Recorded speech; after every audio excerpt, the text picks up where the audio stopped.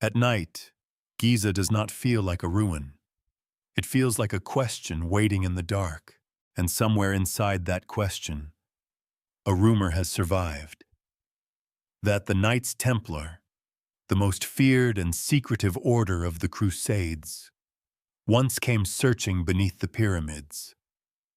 Not for gold, not for a crown, but for something older, something hidden under the stone before Europe had castles, before the Templars had a name, before history learned how to keep its secrets properly.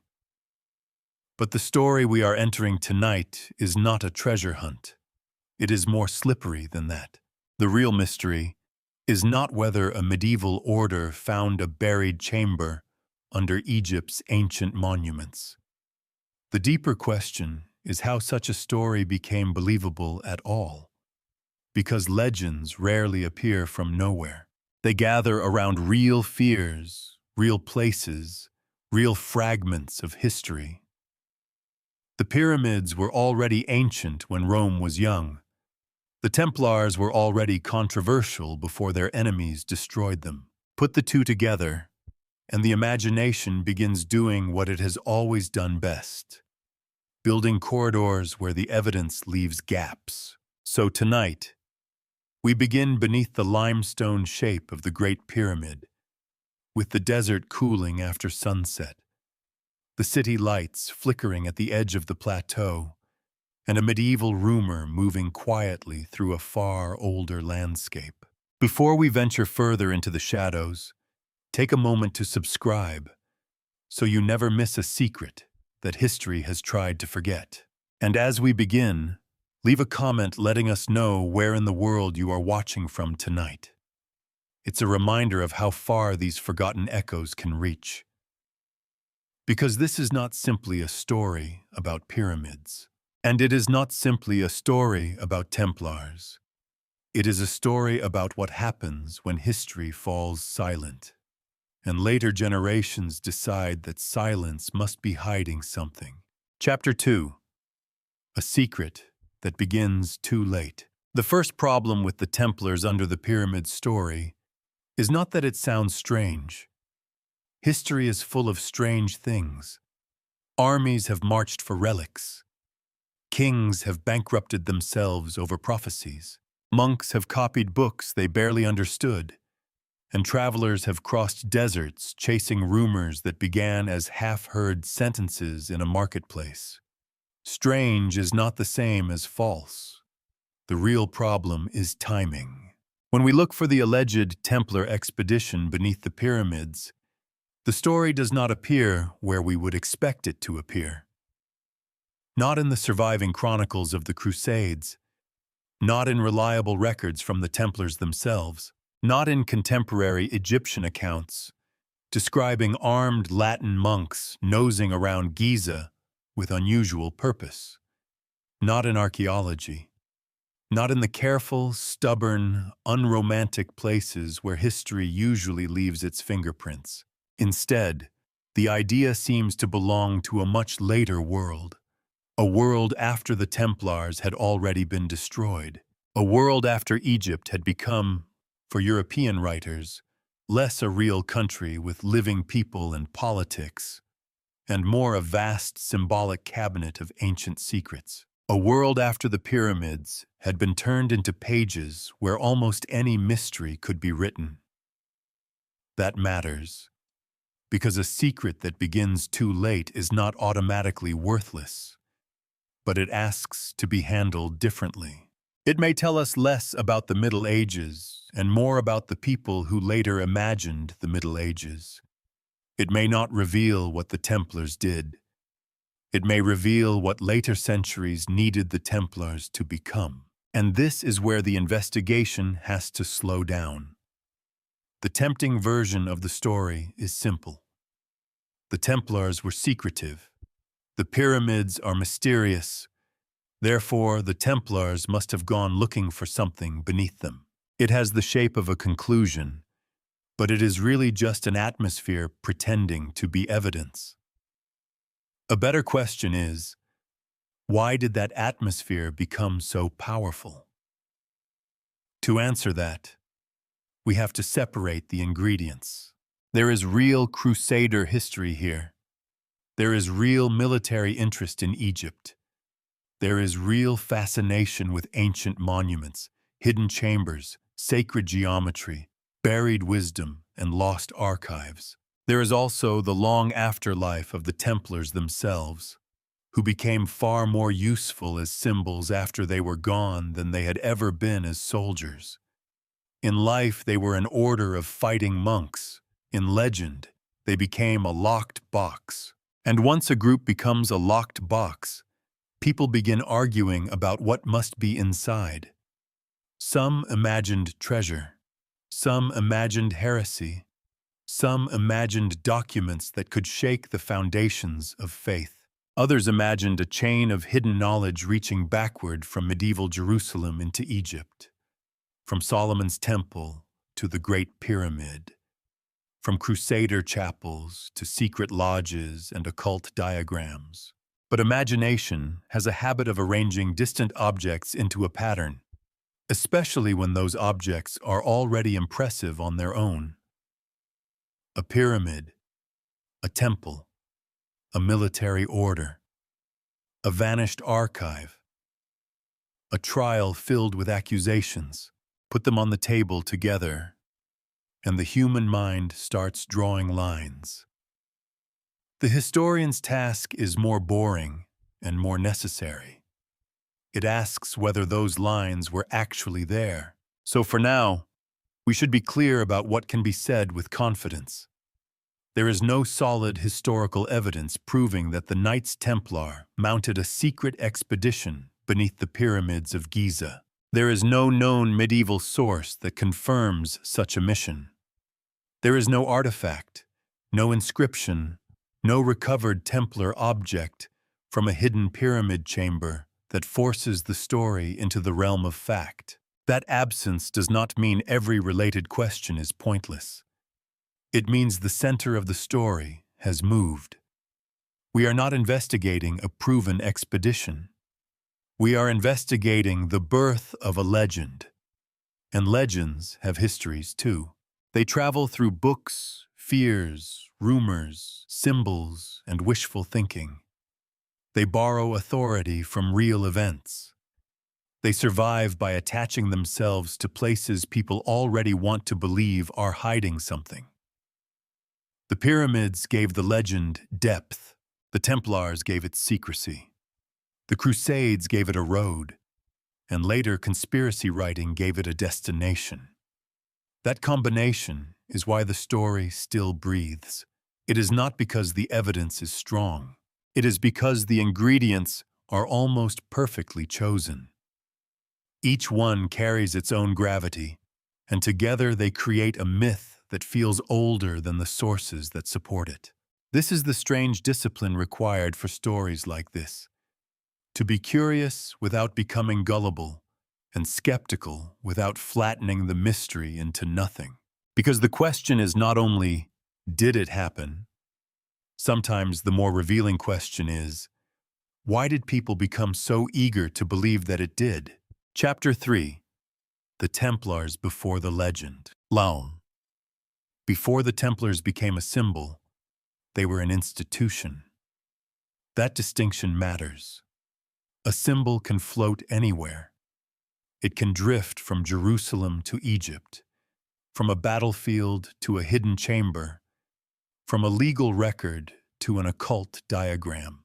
But an institution has rules, it has property, it has enemies, it has paperwork, as unromantic as that may be. And if we want to understand how the Templars became attached to the pyramids in later legend, we first have to meet them before the legend swallowed them. They began in the world of the Crusades, a world where faith and violence did not sit on opposite sides of the room. They were often braided together, tightly enough that men could take religious vows and still carry swords. To modernize, that can feel like a contradiction. To the medieval crusading mind, it could feel like a calling. The Knights Templar were not simply knights who happened to be religious. They were a military religious order, shaped by discipline, obedience, and the defense of Christian interests in the Holy Land. Their original image was stark. Armed men bound by vows, living under a rule, protecting pilgrims and serving the crusader states. They were soldiers, but not ordinary soldiers. They were monks, but not ordinary monks. That unusual combination made them powerful in a way that was difficult to categorize. A nobleman might fight for land, family, ransom, or prestige. A Templar was meant to fight under obedience. He owned little personally, but the order itself could become wealthy. He was supposed to live with restraint. Yet he belonged to an organization that eventually controlled estates, fortresses, donations, and financial networks stretching across Latin Christendom and the Eastern Mediterranean. There is a small irony here, and it is one of the reasons the later myths found such fertile ground. The individual Templar was supposed to renounce private wealth. The order, however, became rich. Not rich in the simple storybook sense of chests overflowing in underground vaults, though later imaginations would certainly enjoy that image. Their wealth was structural: land, privileges, donations, commanderies, connections, logistical power. They could move money, men, and supplies across enormous distances. In an age when travel itself was dangerous and communication could be painfully slow, an organization with discipline and reach could appear almost supernatural to outsiders. Power creates admiration. It also creates suspicion. The Templars lived behind a boundary. They had internal customs, ceremonies, ranks, and obligations. Their life was not open to everyone's inspection. That did not mean they were guardians of forbidden wisdom. Secrecy in medieval institutions could be practical as much as mysterious. Military plans were not public entertainment. Initiation into a religious order was not a village festival. Administrative records were not written for the curiosity of future conspiracy theorists.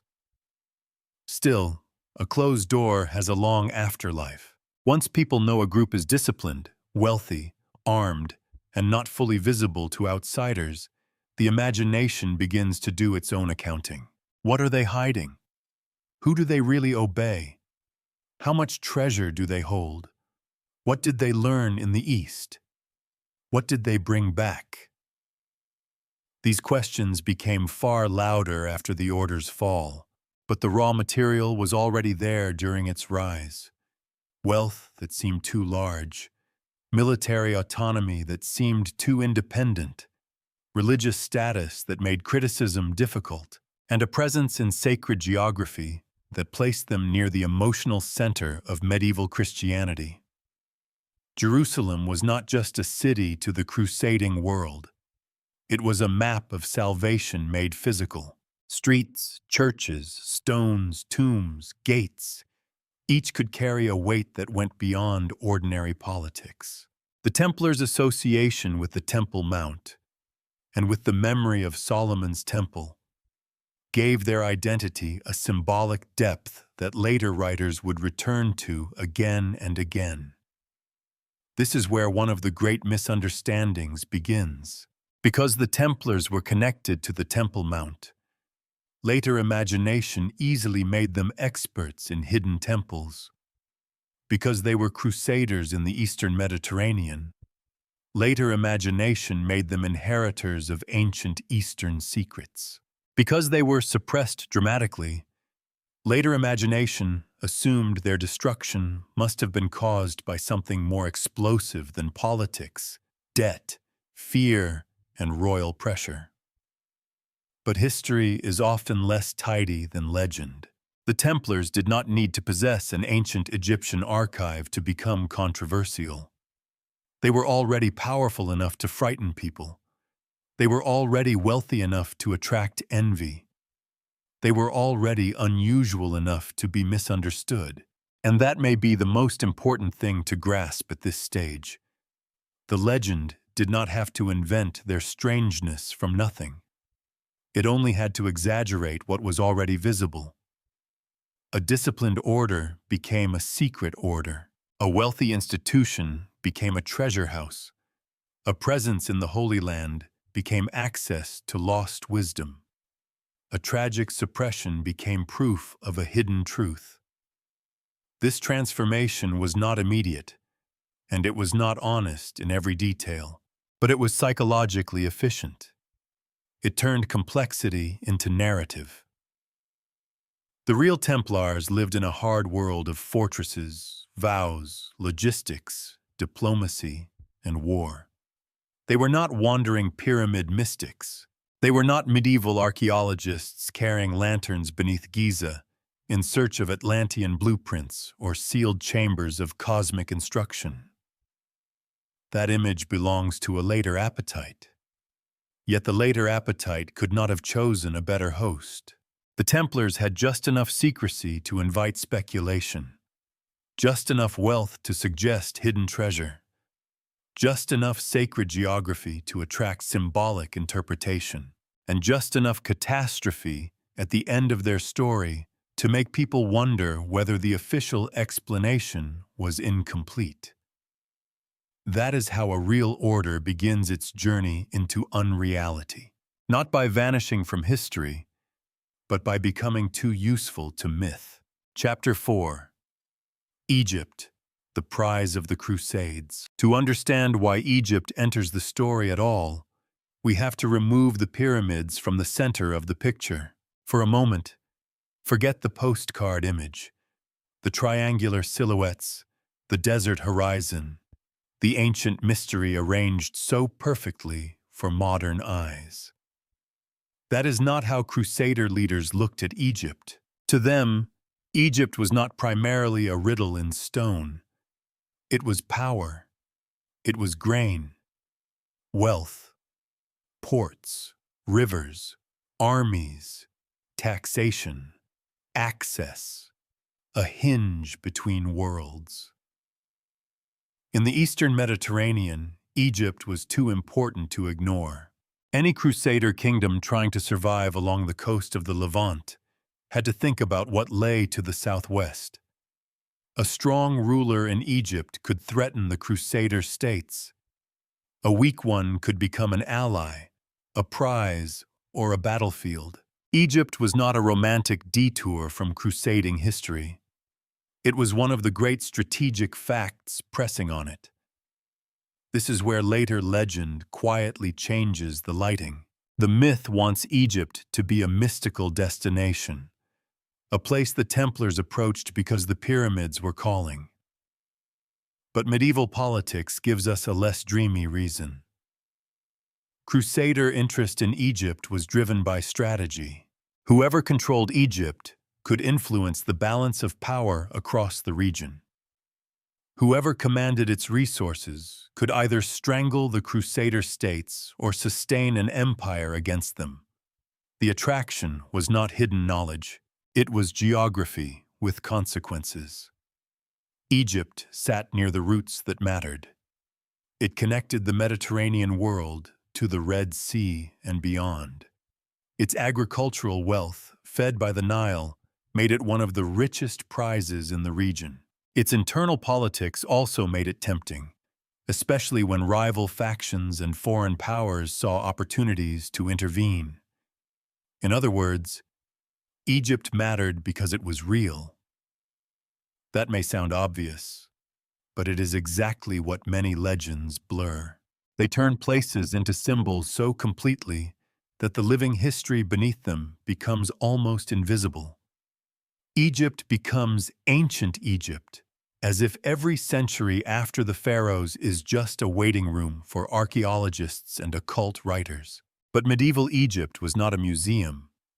It was a political world of rulers, soldiers, administrators, cities, religious communities, alliances, betrayals, and survival. The Crusaders did not look toward Egypt because they were bored of Jerusalem and wanted a more mysterious setting.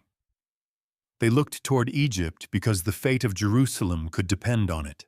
This was especially true as the crusader states found themselves caught between larger Muslim powers. If Egypt could be controlled, influenced, or neutralized, the strategic map changed. If Egypt joined with forces in Syria under a strong leader, the crusader position became far more dangerous.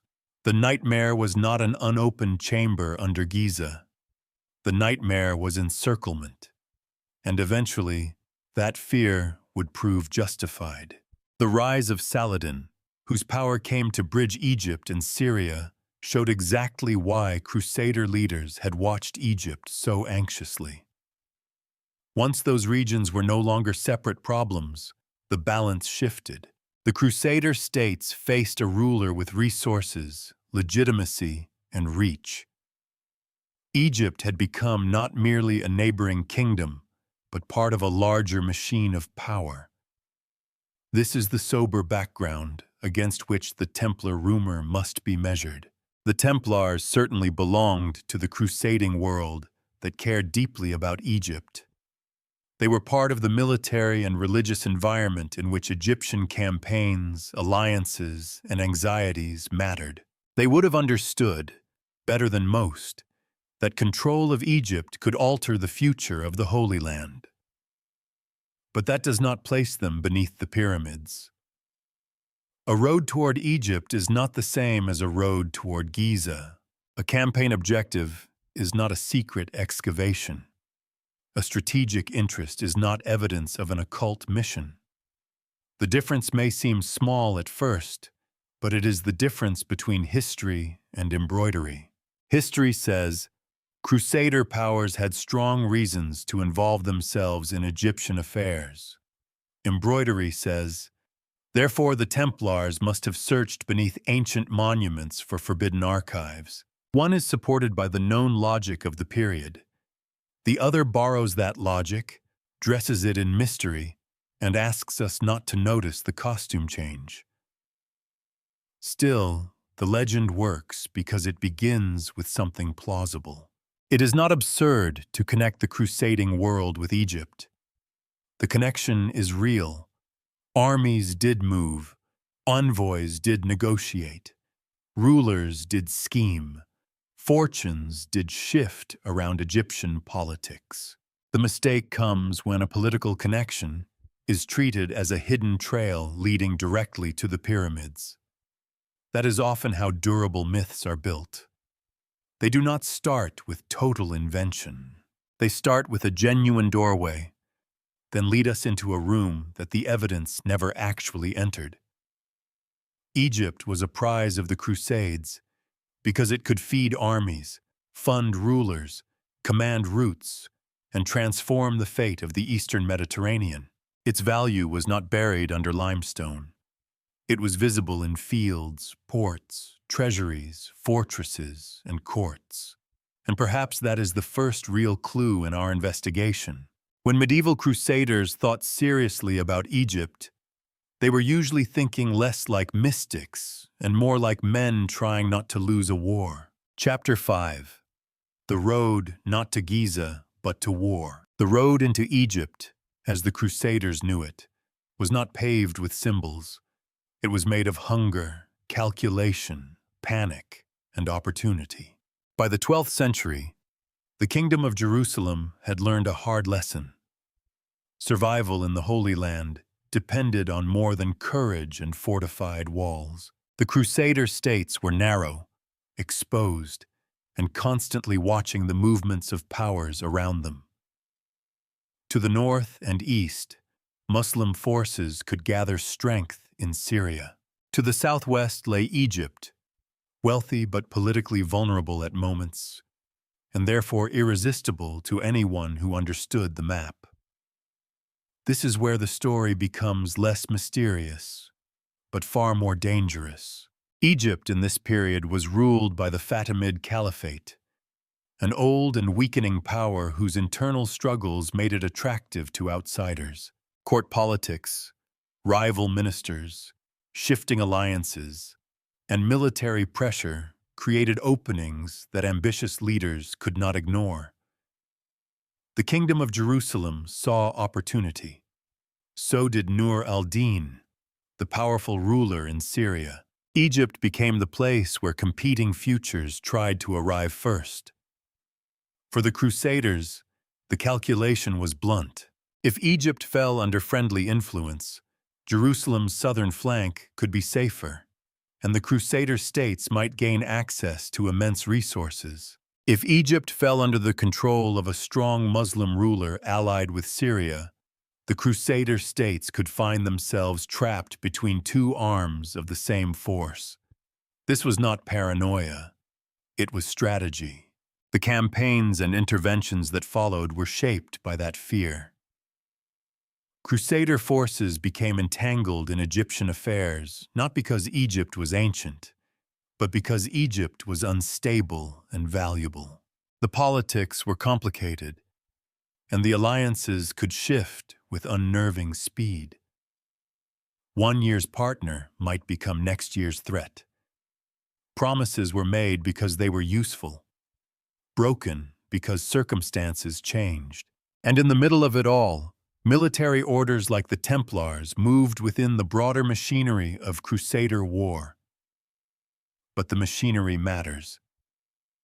The Templars were not independent adventurers wandering wherever a rumor led them. They were part of a military-political world with clear pressures: defend territory, support campaigns, hold fortresses, protect routes, serve Crusader strategy, and answer to the demands of a region where defeat could be permanent. Their movements, when we can trace them, make sense in that setting. The later legend asks us to imagine a quieter mission running beneath the visible one. While kings and commanders argued over Egypt, while armies marched and diplomats bargained, the Templars supposedly carried another purpose: to reach Giza, enter hidden spaces beneath the pyramids, and recover something the world was not meant to see.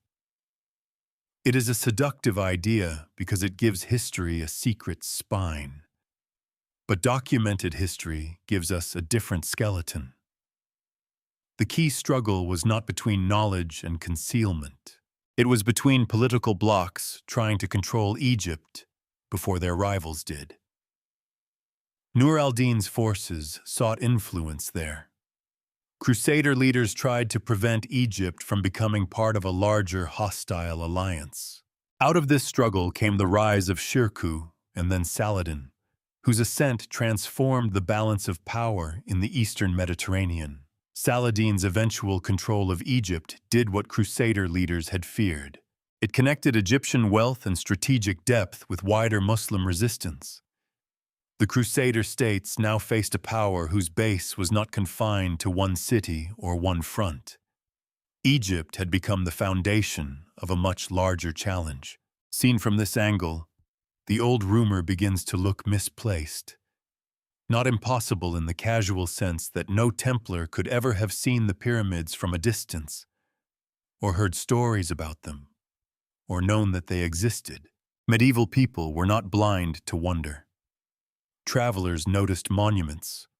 Rumors moved across languages. Egypt's ancient remains had fascinated observers long before modern archaeology gave them labels and diagrams. But there is a large difference between awareness and expedition. The record we have points toward war, not excavation. It points toward Cairo and court politics, toward military pressure and diplomatic maneuvering, toward the urgent problem of who would rule Egypt and what that would mean for Jerusalem. It does not point, in any reliable way, toward a secret Templar descent beneath Giza. This is one of the quiet tricks of conspiracy storytelling. It takes a real historical proximity and treats it as a confession. The Crusaders were interested in Egypt. Therefore, they must have been interested in the pyramids. The Templars operated in the crusading East. Therefore, they must have possessed ancient secrets. Egyptian campaigns occurred. Therefore, a hidden pyramid mission may have been concealed inside them. Each step feels small. Together, they cross a canyon. A careful investigation has to resist that movement, not because mystery is unwelcome, but because evidence has gravity. It keeps the story from floating away. And when we keep our feet on the ground, the Egyptian chapter of Crusader history looks dramatic enough without hidden chambers. There are weakened dynasties, armed interventions, ambitious commanders, fragile alliances, and the emergence of one of the most consequential figures of the medieval Middle East.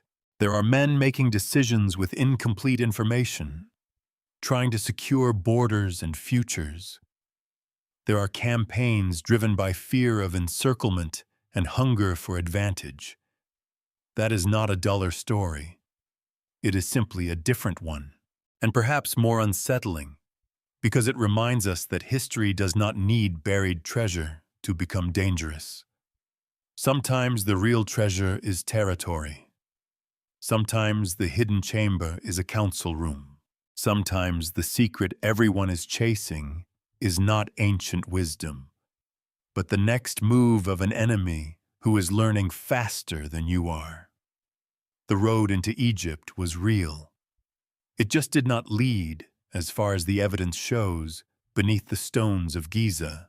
Chapter 6. Why the Pyramids Became a Magnet. Long after the Crusader armies had finished arguing over Egypt, the pyramids remained. That is one reason they attract legends so easily. Empires pass, languages change, religions rise, divide, and reform. But the Great Pyramid keeps its shape against the horizon with an almost irritating calm, as if it has watched every human explanation arrive late. For medieval travelers and later European writers, the pyramids were not simply old buildings. They were monuments from a past so distant that ordinary history seemed too small to contain them. Even when people gave them practical explanations, as tombs, granaries, memorials, or wonders of ancient kings, the scale of the structures invited another kind of thinking. A building that large, that precise, that ancient, begins to feel less like architecture and more like a message, and messages demand readers. This is where the pyramids became a magnet for stories about hidden chambers, lost wisdom, and forbidden archives. Not because the stones themselves confirmed those stories, but because they were perfectly designed, almost too perfectly, to receive them. Their geometry seemed deliberate. Their interior spaces seemed selective and secretive. Their survival suggested intention beyond ordinary memory.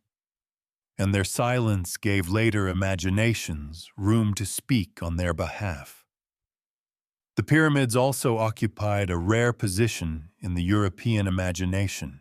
They were famous enough to be known, distant enough to be misunderstood, and ancient enough to be treated as a bridge to nearly anything.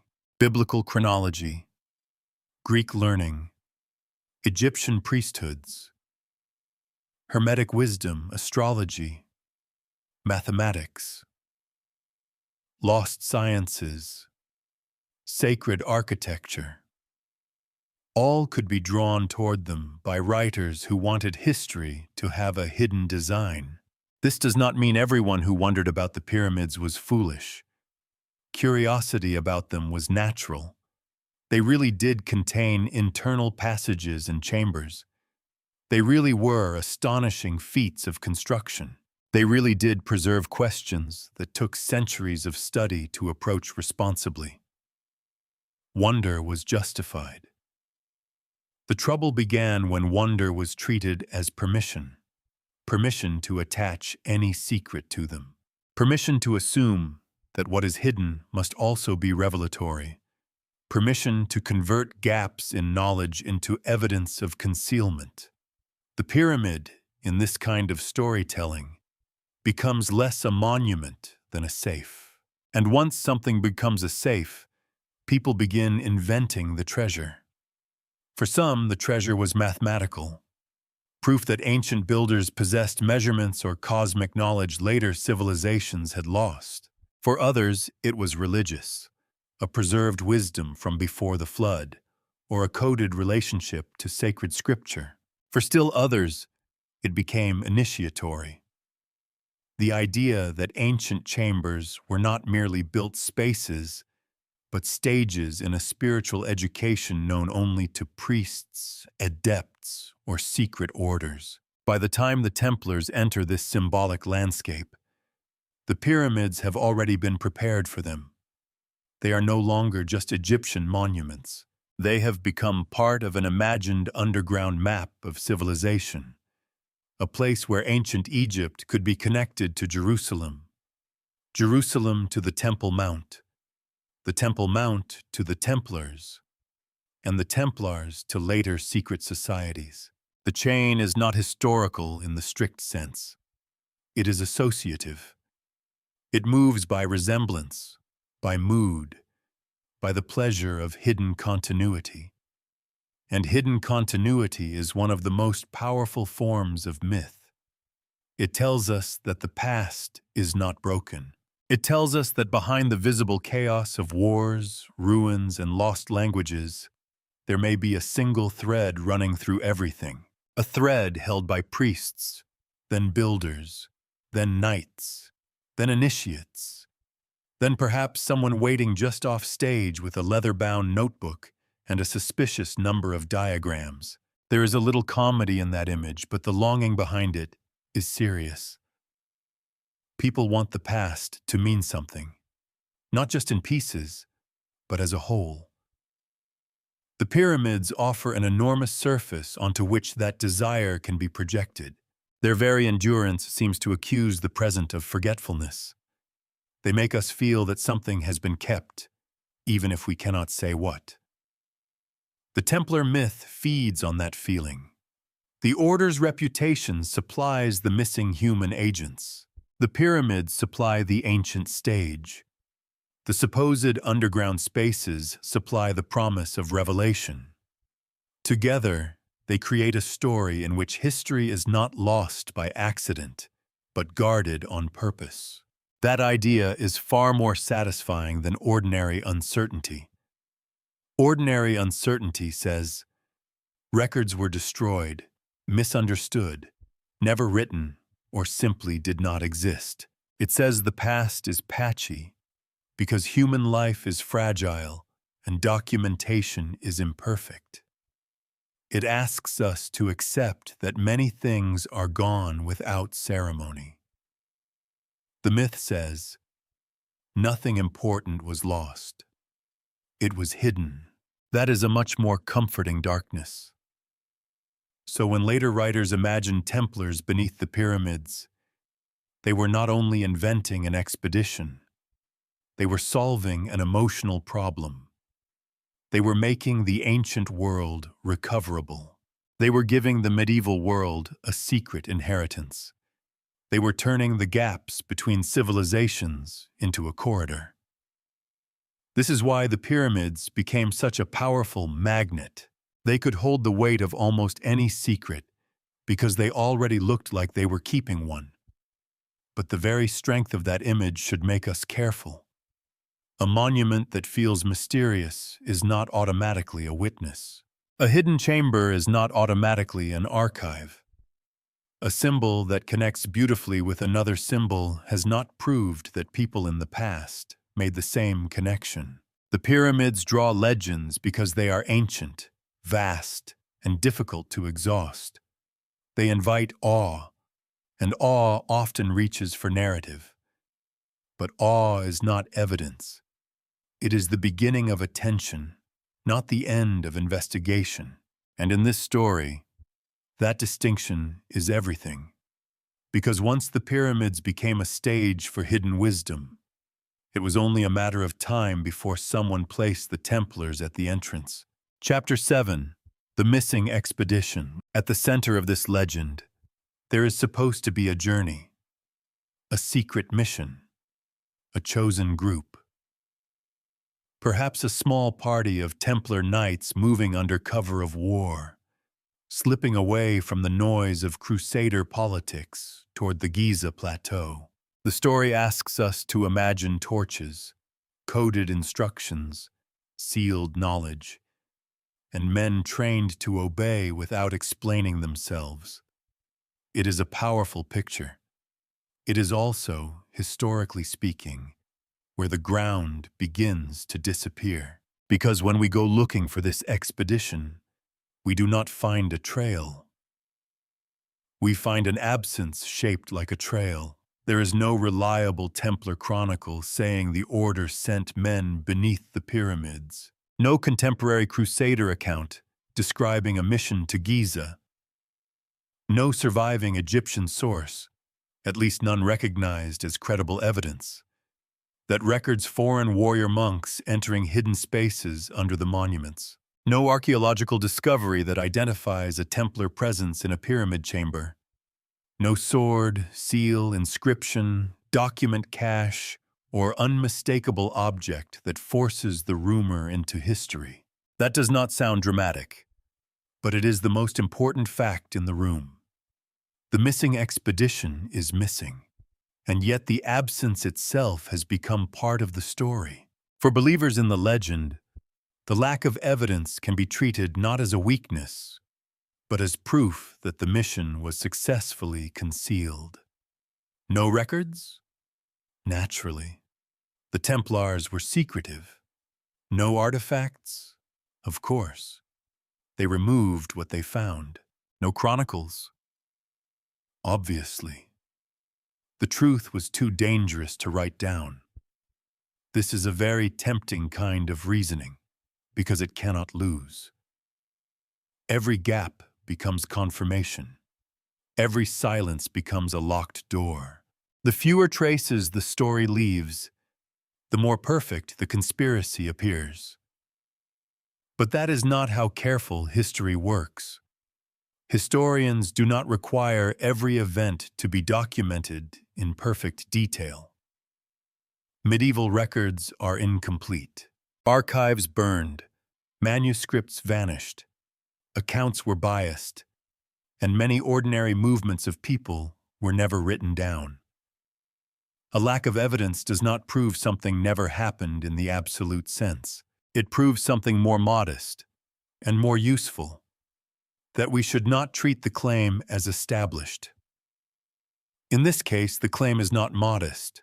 It is not simply that a Templar once visited Egypt, or that crusaders heard stories about the pyramids, or that medieval travelers were fascinated by ancient monuments. The claim is that a major military religious order carried out a secret investigation beneath one of the most famous monuments in the world, tied to hidden knowledge or forbidden archives. For a claim that large, the evidence is unusually thin. That imbalance matters. A small claim can rest on a small trace. A large claim needs stronger footing. If someone says a knight passed through a city during a campaign, we may accept a brief mention in a chronicle as enough to consider it possible. But if someone says that same knight discovered a buried archive beneath the Great Pyramid and helped preserve an ancient chain of wisdom, we need more than atmosphere, later speculation, and symbolic coincidence. The pyramid legend often tries to borrow credibility from the real secrecy of the Templars. But secrecy has limits as an explanation.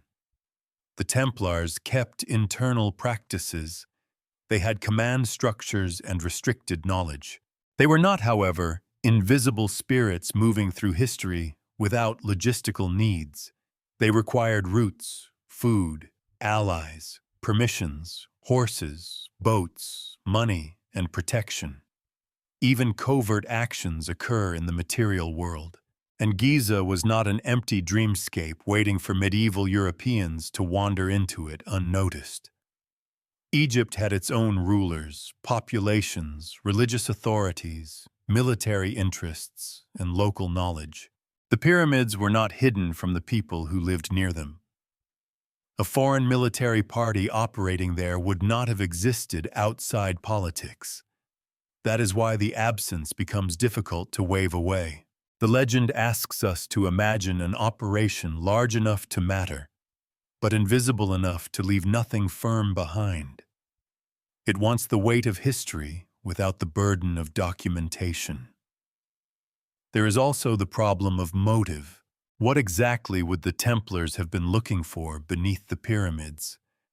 Later versions of the myth offer many answers: treasure, sacred relics, ancient science, secret scriptures, architectural wisdom, proof of a hidden religious tradition. But these answers usually reveal the concerns of the writers who proposed them, not the concerns of 12th century military monks. A medieval order might value relics, land, fortresses, wealth, patronage, and strategic advantage. It might certainly be drawn to sacred geography, but the idea that the Templars had a clear program of Egyptian pyramid exploration belongs more naturally to the imagination of later esoteric history than to the documented priorities of the crusading East. And this is where the missing expedition becomes useful, even if it did not happen. It teaches us how legends protect themselves. They do not always grow by adding evidence. Sometimes they grow by turning the lack of evidence into mood. The very emptiness becomes suggestive. A blank space on the map becomes more exciting than a filled one, because the viewer can place anything there. In the case of the Templars and Giza, the blank is perfectly positioned. We know the Templars were real. We know Egypt mattered during the Crusades. We know the pyramids contain internal spaces. We know the order was later destroyed in a storm of accusation and suspicion. Each of these facts is solid enough on its own, but none of them proves the hidden expedition. The legend survives by standing between them, not on them, between them. That distinction is subtle, but it changes everything. A bridge made of inference can look strong from a distance. Up close, you notice the missing planks. So the honest answer is not that the story is impossible in every imaginable sense. History rarely gives us that luxury. The honest answer is that the specific claim has not earned belief. It remains a later construction built around absence, fascination, and the reputation of an order whose silence became more famous than its records. And perhaps that is why the rumor feels so strangely alive. A documented expedition would have boundaries. It would have dates, names, routes, failures, arguments, expenses, and dull administrative debris. It would become history. And history is often smaller than desire. But a missing expedition can remain perfect. No wrong turns, no tired horses, no bored scribes, no local official demanding payment, no embarrassing logistical problem involving water, sand, and men who have clearly watched too many visions of destiny. Just the image, Templars beneath the pyramids, moving toward a secret the world was not ready to receive. It is beautiful. It is cinematic. And for now, it remains unsupported. Chapter 8. From soldiers to seekers of lost knowledge. The Templars were not born as philosophers in armor. They did not begin as keepers of Egyptian riddles, masters of sacred geometry, or guardians of a wisdom too dangerous for ordinary believers.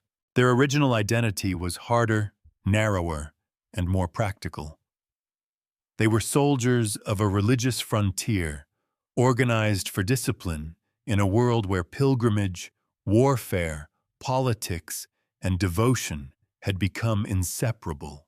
But after their destruction, something strange happened. The order became more mysterious dead than it had ever been alive. That is one of the great transformations in medieval memory.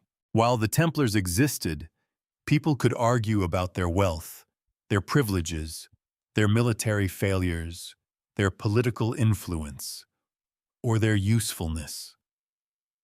They could be admired, resented, defended, criticized. They were controversial, but they were still part of the visible machinery of the crusading world. Once the order was suppressed, that machinery broke apart. What remained were fragments, accusations, trial records, rumors, confiscated property, lost archives, and the disturbing sense that something enormous had happened behind closed doors. A powerful institution had been arrested, interrogated, dismantled, and condemned. Its leaders had been humiliated. Its name had been stained. Its possessions had been redistributed. The visible body of the order was gone, but the idea of the Templars did not die with it. In some ways, destruction made them easier to reinvent. A living institution can contradict you. It has officials, ledgers, habits, witnesses, and irritatingly specific details. A destroyed institution is more flexible. It can be made noble, corrupt, enlightened, heretical, betrayed, or misunderstood, depending on what a later age needs from it. And later ages needed many things from the Templars. They needed martyrs. They needed villains. They needed secret Christians, secret heretics, secret bankers, secret builders, secret initiates.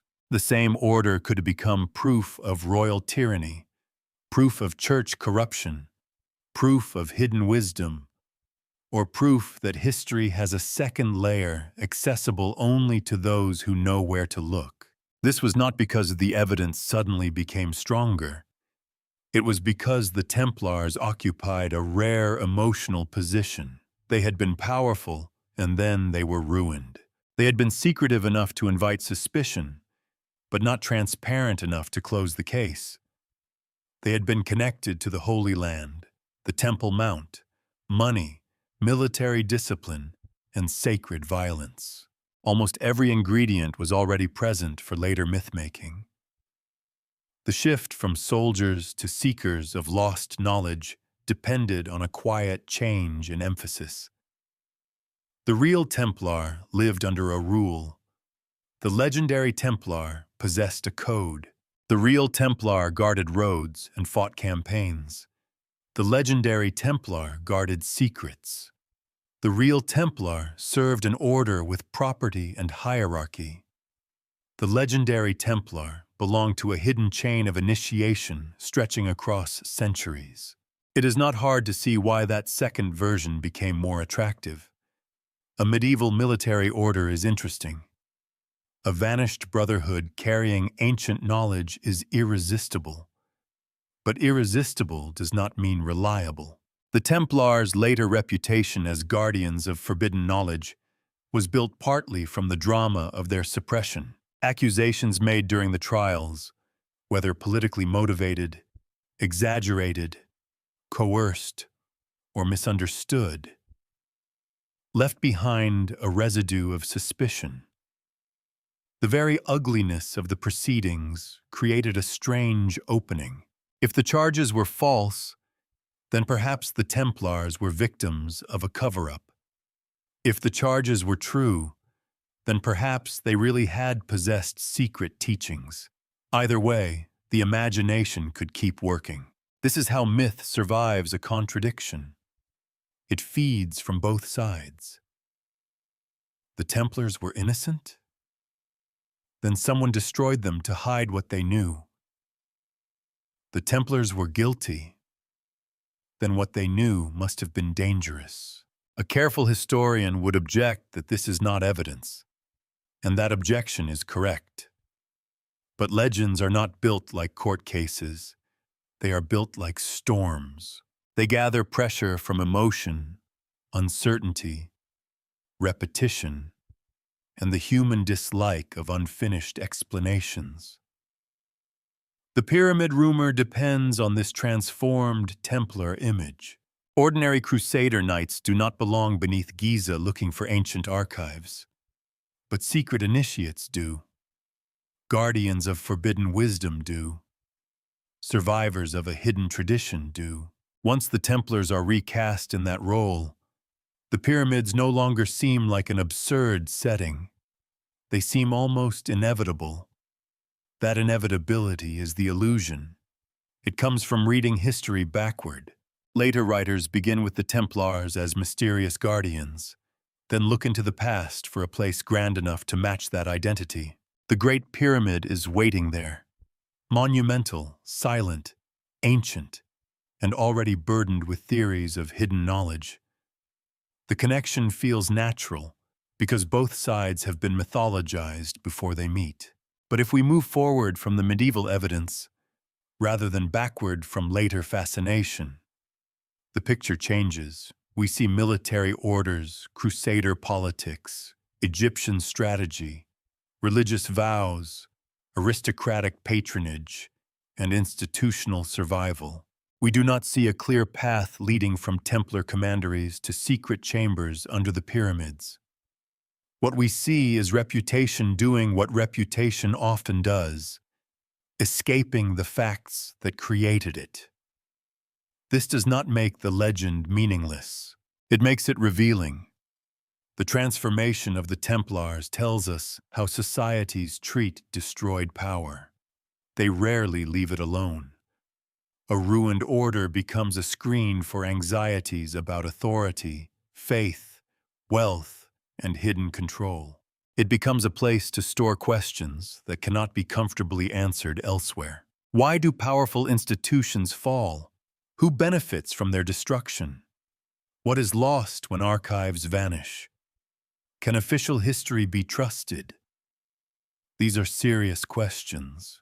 The pyramid story wraps them in ancient stone, but the questions themselves are human and persistent. So when later tradition turns the Templars from soldiers into seekers of lost knowledge, it is not simply adding decoration. It is changing the entire genre of the story. War becomes initiation. Strategy becomes pilgrimage. Silence becomes proof. Defeat becomes concealment. And under that new light, the Templar is no longer just a medieval knight. He becomes a figure at the edge of a locked door, carrying whatever secret the age that imagines him most wants to find. Chapter 9. The Pyramid Templar connection is born. The connection between the Great Pyramid and the Knights Templar did not begin with a medieval shovel striking stone. It began much later in the mind. That is less satisfying than a secret tunnel, but it is more revealing. The story was not born because a chronicler calmly recorded a Templar expedition to Giza. It was born because several powerful symbols began to orbit one another. The pyramid, the temple, the hidden chamber, the vanished order, the secret society, the lost wisdom of the ancient world. Over time, those symbols started to feel as if they belonged together. This is how a legend can become persuasive without becoming historical.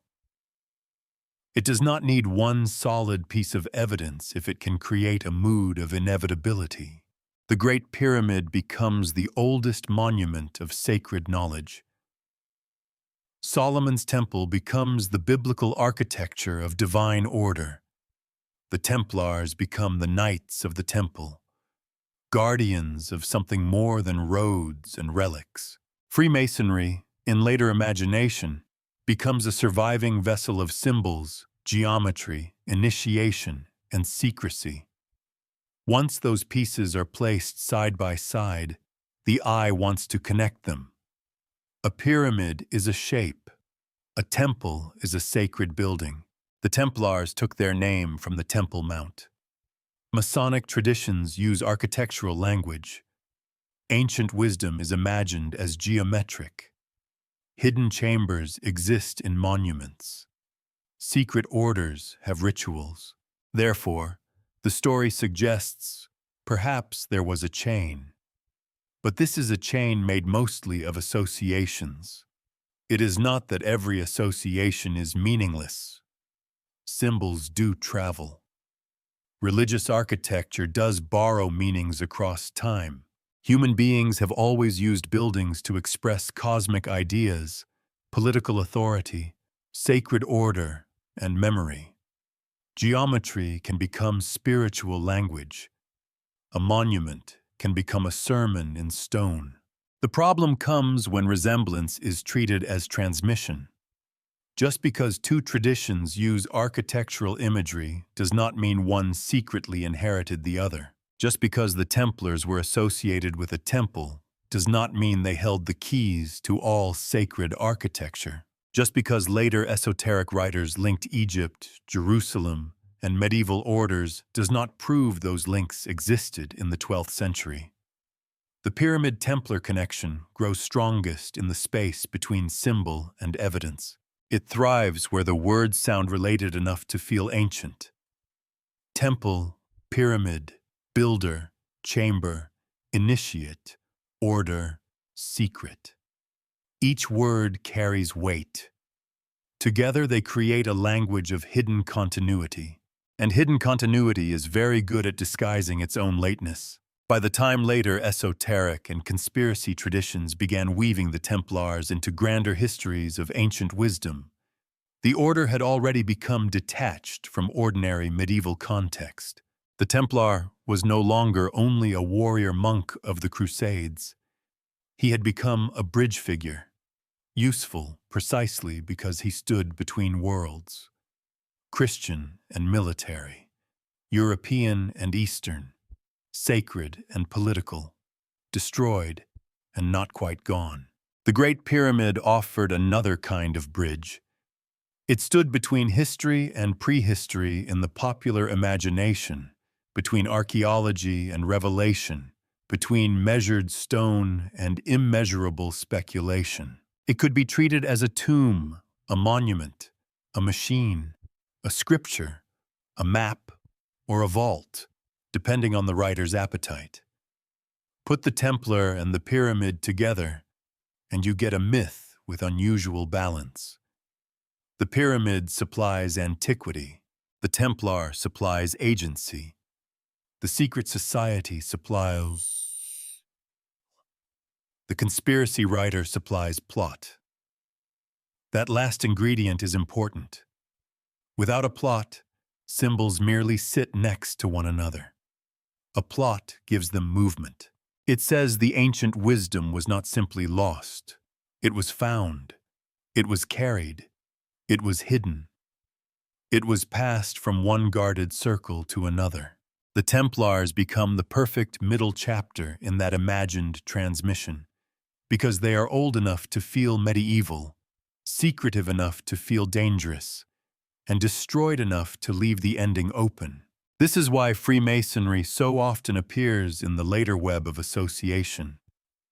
Not because it proves a direct medieval pyramid mission, but because it gives the legend a way to continue after the Templars vanish. If the Templars were suppressed, where did the secret go? Later traditions could answer, into builders, lodges, initiations, symbols, and rituals. The story survives by changing costume. Again, the issue is not whether later groups found inspiration in the Templars or in ancient Egypt. Many later traditions did draw on older imagery, sometimes sincerely, sometimes imaginatively, sometimes with more enthusiasm than historical discipline. The issue is whether inspiration can be turned backward into proof. It cannot. A later society admiring the pyramids does not prove the Templars explored them. A later ritual using temple language does not prove an unbroken chain from Solomon to Giza to medieval knights. A diagram that looks convincing in a book may be visually elegant and historically weightless at the same time. This is where the Pyramid Templar myth reveals one of its cleverest habits. It does not ask us to believe one impossible thing all at once. It asks us to accept a series of small, attractive suggestions. Perhaps the ancient Egyptians preserved sacred knowledge. Perhaps sacred architecture encodes truths. Perhaps Solomon's Temple and the Great Pyramid belong to a shared symbolic tradition. Perhaps the Templars discovered something on or beneath the Temple Mount. Perhaps they connected that discovery to Egypt. Perhaps the knowledge passed into later secret societies. By the end, the story feels like a staircase. But when we turn around and look carefully, some of the steps are painted onto the wall. The real historical Templars do not disappear because of this. They are still there. Disciplined, wealthy, controversial, and deeply embedded in the crusading world. The real Great Pyramid does not become less extraordinary either. It remains one of the most astonishing monuments human beings have ever built. What changes is our understanding of the bridge between them. The bridge was not laid in the Middle Ages by documented Templar explorers beneath Giza. It was built later by imagination, symbolism, occult speculation, and the enduring hunger for a secret history that connects the world's grandest monuments into one hidden design. That does not make the myth worthless. It makes it a map of desire. It shows us how later centuries tried to solve the loneliness of history, the feeling that civilizations rise and fall without leaving a single master key. The Pyramid Templar story offers that key. It says the fragments are not fragments. They are pieces of a system. Someone knew, someone guarded it. Someone may still be guarding it. And for many people, that is far more compelling than the colder answer, that the past is not a locked vault, but a shattered mosaic, and some pieces are simply gone. Chapter 10. Solomon's Temple and the Egyptian Shadow. The word Templar already contains a doorway. It points back to the Temple Mount in Jerusalem, to the place where crusader imagination, biblical memory, and sacred geography were layered so tightly that a stone was never only a stone. The order's name was not a casual label. It tied these men to one of the most charged locations in the medieval Christian mind, the remembered site of Solomon's Temple. That association gave the Templars a power no ordinary military order could easily match. They were not simply knights in the East. They were knights of the Temple. And once that idea entered the bloodstream of legend, it became very difficult to control. Solomon's Temple was never just an ancient building in later imagination. It became a model of sacred order, divine measurement, royal wisdom, and architectural perfection. It belonged to scripture, but also to speculation. People could argue over what it looked like, what it meant, what had been lost with it, and whether its design preserved a higher pattern. It stood at the meeting point of religion, kingship, geometry, and memory. The Great Pyramid occupied a different tradition, but it carried a similar weight. It too was ancient. It too seemed mathematically deliberate. It too was imagined as more than a tomb by those who wanted architecture to conceal revelation. And because both structures were famous, sacred or quasi-sacred, and difficult to separate from symbolic interpretation, later writers found it easy to let one cast a shadow over the other. This is where the Egyptian shadow enters the Templar story. Not as a proven medieval contact, not as a documented expedition, but as a symbolic atmosphere. The Templars were tied to the memory of a temple. The pyramid was treated by later imagination as a kind of primordial temple, or at least as a monument containing lost sacred science. The two did not need to be historically connected for later writers. to feel that they belonged to the same hidden family of meanings. That feeling is the engine of the myth. It works by comparison. Solomon's temple has chambers. The Great Pyramid has chambers. Solomon's temple is linked with divine wisdom. The pyramid is linked, in later speculation, with ancient wisdom. The Templars are associated with the Temple Mount. Egypt is associated with antiquity, priesthoods, geometry, and secrets beneath stone. The mind begins to arrange these ideas like pieces on a board. But comparison is not proof. This is the point where a careful story has to resist becoming too impressed with its own pattern. The fact that two monuments can be interpreted through sacred architecture does not mean that medieval Templars believed they were connected. The fact that later writers saw geometry as a bridge between Egypt and Jerusalem does not mean such a bridge existed in Templar practice. A beautiful analogy may illuminate a legend while still failing to support a historical claim. And yet, beautiful analogies can be powerful. They give stories elegance. They make unrelated facts feel coordinated. They make history appear designed rather than accidental. That is especially tempting when dealing with buildings, because architecture already feels intentional. A wall is placed somewhere for a reason. A passage turns. A chamber is sealed. A foundation supports what rises above it. Buildings invite interpretation because they are made of choices. The danger begins when every choice is treated as a code. The temple and the pyramid both became, in later imagination, ideal places for coded meaning. Their measurements could be read as signs. Their internal spaces could be treated as stages of initiation. Their orientation and proportions could become arguments. And if architecture was a language, then perhaps secret orders were its readers. The Templars, already wrapped in the name of the temple, were easy to cast in that role. They became the imagined men who understood what ordinary pilgrims only saw. While others looked at stones, the legendary Templar read messages. While others worshipped at sacred sites, he detected correspondences. While others marched through the world of politics and war, he moved through a second map where temples and pyramids were markers of one buried tradition. This is a compelling figure.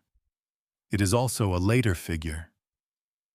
The real Templars were certainly shaped by sacred geography. They lived in a world where places mattered spiritually. Jerusalem mattered. Relics mattered. Churches, tombs, and holy roots mattered. But to say that is not the same as saying they developed a hidden Egyptian architectural theology or searched beneath the pyramids for the lost key to Solomon's temple. That leap belongs to the myth. Still, the leap is understandable. The Templars' association with the Temple Mount gave later writers a ready-made bridge to older sacred architecture. Once you define the order by the word temple, it is tempting to expand the meaning of that word until it reaches every ancient monument that looks mysterious enough to belong. The pyramid then becomes not merely Egyptian, but part of a universal architecture of secrets. And universal architecture is exactly the kind of idea that makes conspiracy stories feel grand. It allows the legend to move across cultures without doing the difficult historical work of proving contact, transmission, or continuity. Egypt and Jerusalem can be linked by symbol. Medieval knights and ancient builders can be linked by geometry. Later initiates and crusader orders can be linked by ritual language. The result is a world where everything important is connected because everything important is architectural. But the actual Middle Ages were not that tidy. They were crowded, conflicted, multilingual, practical, and often brutally immediate. A Templar commander thinking about supply lines, fortifications, ransom, disease, shifting alliances, and the defense of a frontier was not necessarily meditating on pyramid ratios. That does not make him less interesting. It makes him human. It places him back into the pressures of his own century, instead of turning him into a projection screen for later obsessions. The legend prefers projection because projection is smoother.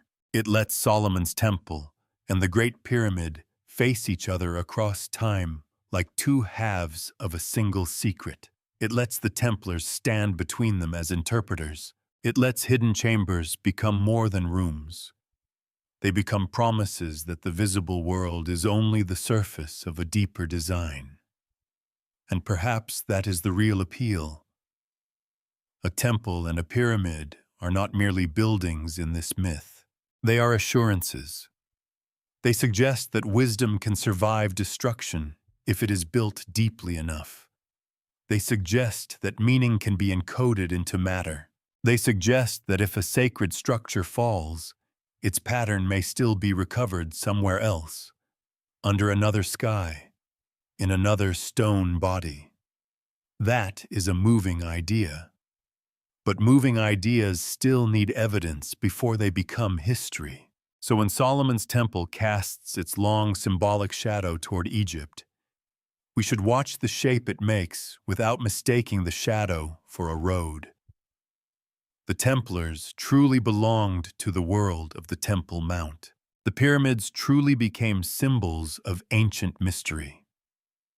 Later traditions truly linked temples, geometry, chambers, and secret orders into elaborate narratives of hidden wisdom. What remains unproven is the crucial step that the medieval Templars themselves carried that symbolic chain beneath the pyramids of Giza. The shadow is real. The road is not. Chapter 11. The Seduction of the Underground. There is a particular kind of mystery that only works when it goes downward. A sealed door is interesting. A lost manuscript is interesting. A ruined tower against the sky can stir the imagination. But a passage descending under a sacred monument does something more immediate to the human mind. It suggests that the truth is not merely hidden from view. It is buried beneath the world we think we understand. That image has followed the pyramids for a very long time. The Great Pyramid is not a simple object. From the outside, it appears almost brutally plain, a mountain of shaped stone, severe and geometric. But inside, it contains passages, chambers, shafts, and spaces that complicate the clean exterior. The contrast is irresistible. Outside, absolute form. Inside, selective access. A monument that looks silent from a distance becomes, up close, a structure with secrets of movement. It is not difficult to see why later writers placed the Templars there. The Templar legend needed a stage that could make secrecy visible. The underground provides exactly that. It turns an idea into a direction. Downward becomes backward in time. Descent becomes initiation. A chamber becomes revelation. Even the act of entering feels like crossing from ordinary history into forbidden history.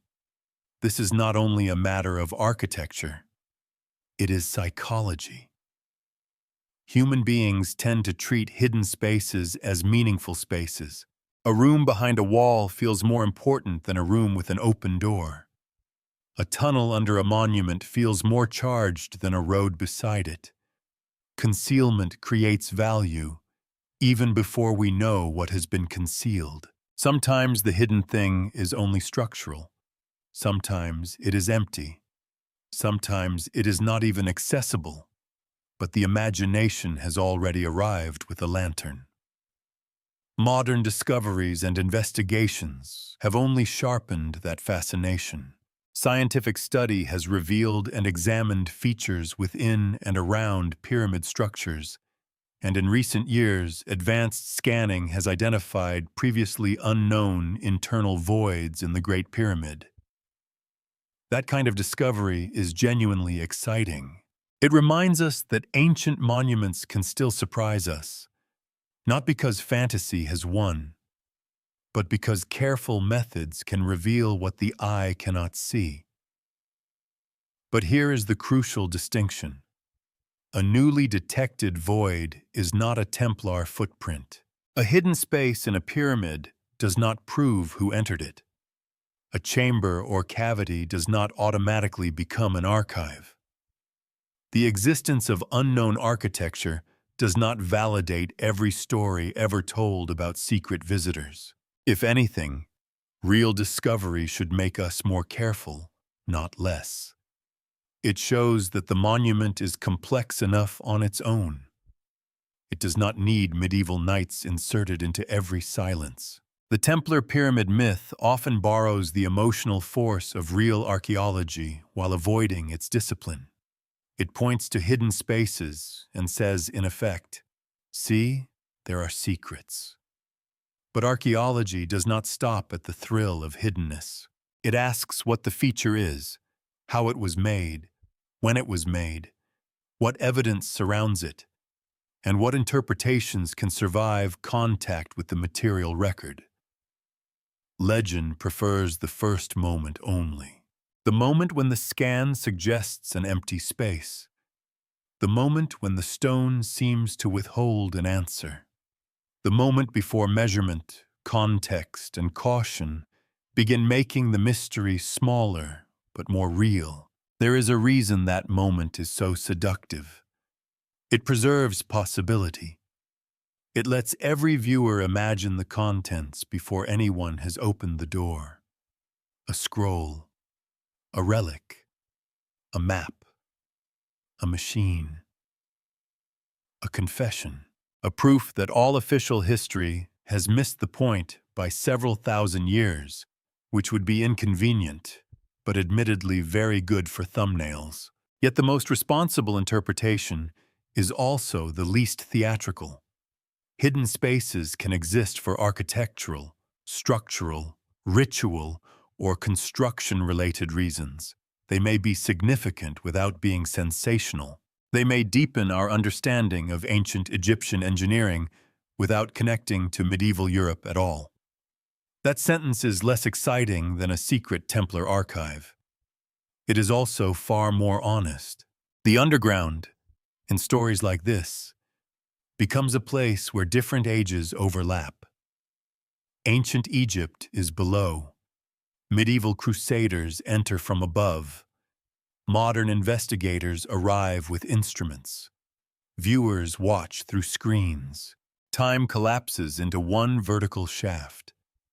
It is a beautiful narrative arrangement, but beauty can mislead. It makes connections feel physical even when they are only imaginative. The real Giza Plateau does not behave like a novel.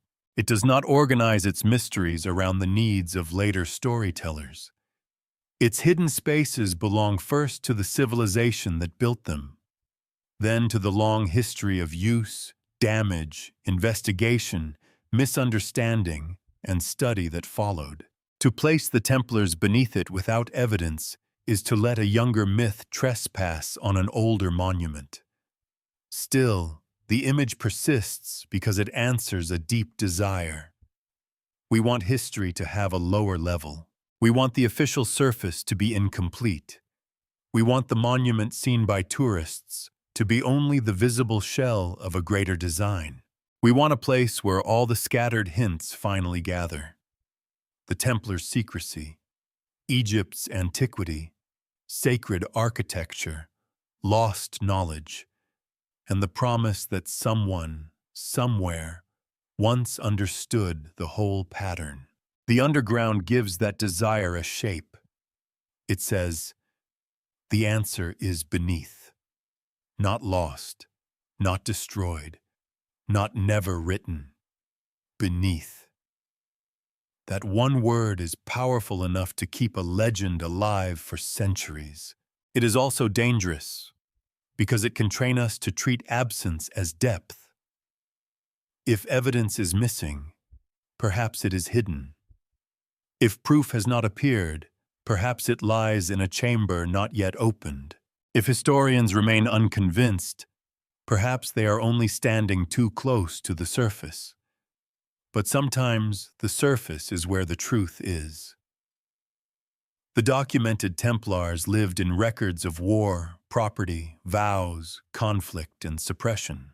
The documented pyramids belong to ancient Egyptian construction, royal power, ritual meaning, and centuries of investigation.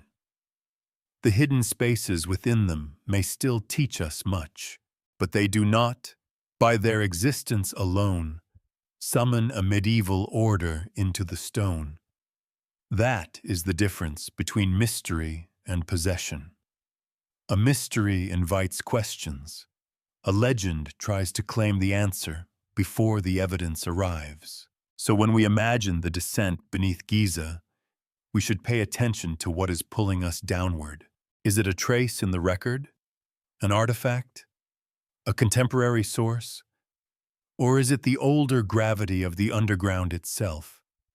That human instinct to believe the deepest room must contain the deepest truth.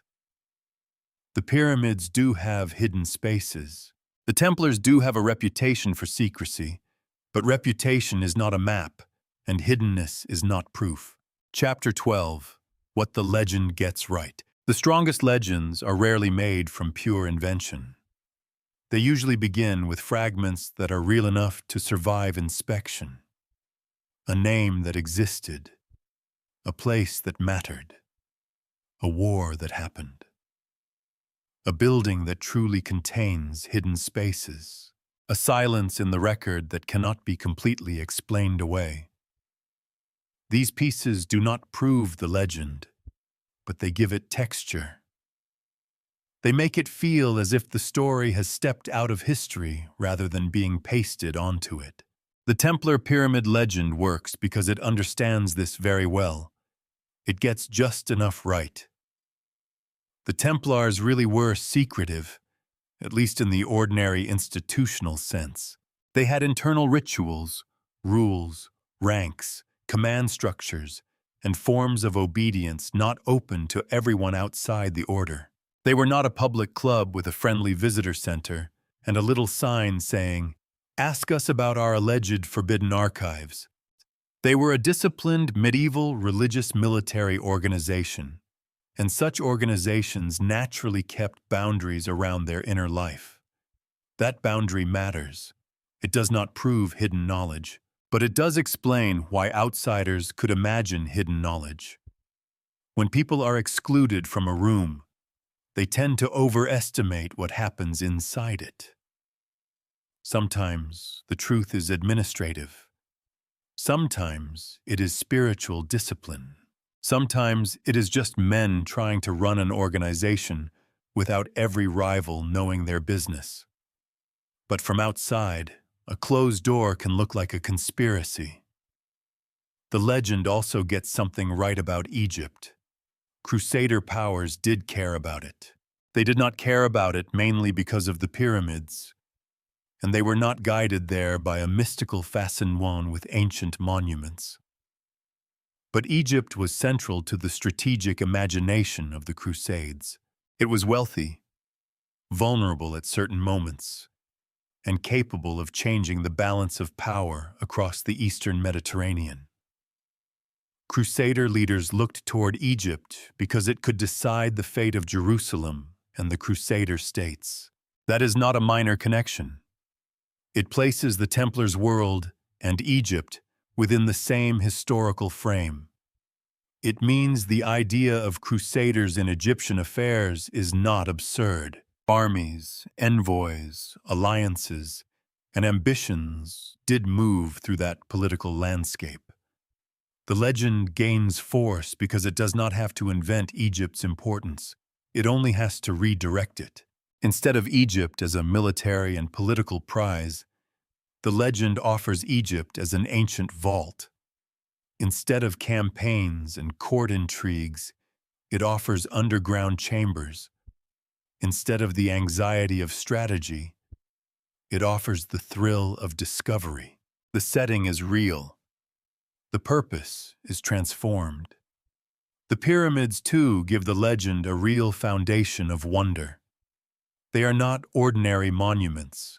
They contain internal passages and chambers. They have inspired travelers, scholars, rulers, mystics, engineers, and opportunists for centuries. They still invite investigation because they are vast enough, old enough, and complex enough to resist any single, simple reading. Even careful archaeology has not made them boring. It has made them more impressive, because the more one understands the labor and planning behind them, the less they need fantasy to feel extraordinary. This is another point the legend almost gets right. It senses that hidden spaces inside ancient monuments matter. It understands that architecture can preserve questions. It recognizes that the pyramids are not merely piles of stone, but carefully built structures with interior logic. Where it goes wrong is in treating that interior mystery as an open invitation to import whatever later story feels most exciting. A hidden chamber is evidence that a chamber exists. It is not evidence that Templars entered it. Still, the emotional logic is powerful. The pyramids have real depths. The Templars have real secrecy. The Crusades had real contact with Egypt. Medieval religious orders really did inhabit a world filled with sacred geography, relics, holy sites, vows, and symbols. When these facts are placed near one another, the legend begins to feel plausible before it has actually proved anything. That is the key. Plausibility is not proof, but plausibility is often enough to keep a myth alive. A completely ridiculous legend dies quickly unless it is entertaining enough to survive as comedy. A plausible legend has better prospects. It can borrow seriousness from the facts around it. It can lean on real history without being fully accountable to it.